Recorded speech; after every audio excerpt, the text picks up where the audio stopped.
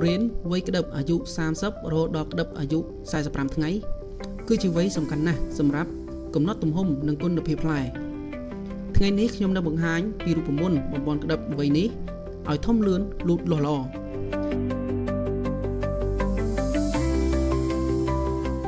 ដើម្បីឲ្យក្តឹបធំលឿនតងរឹងមាំនិងផ្លែមូស្អាតបងប្អូនត្រូវផ្ដល់ទឹកឲ្យទុរេនឲ្យបានគ្រប់គ្រាន់ការផ្ដល់ទឹកគឺផ្ដល់នៅក្នុងសញ្ញាមេឃនិងប្រើប្រាស់រូបមន្តបំពន់បាញ់តាមស្លឹកនិងក្តឹបប្រើប្រាស់ជំនួយផ្កាផ្លែបូកជាមួយនឹងអាមីណូអាល់ហ្វា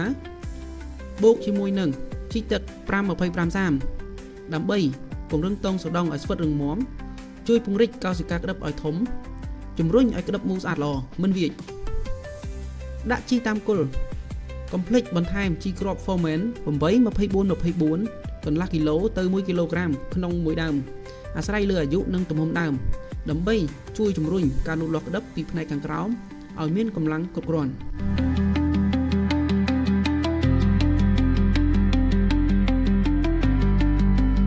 ប៉ុន្តែត្រូវប្រយ័ត្នបើមានភ្លៀងកក់ខែ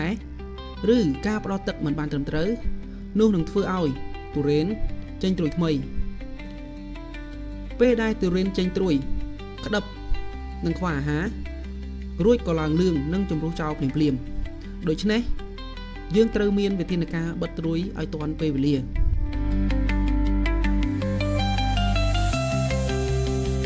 នៅពេលឃើញត្រួយចាប់ដើមលេចចេញមកបងប្អូនត្រូវប្រើរូបមន្តនេះប្រើប្រាស់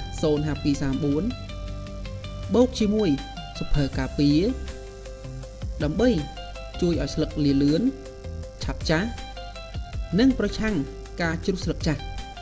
មិនធ្វើឲ្យឆេះស្លឹកប្រសិនបើត្រួយចេញខ្លាំង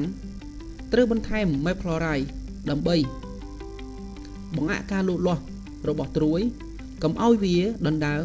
សារធាតុចិញ្ចឹមពីក្តឹប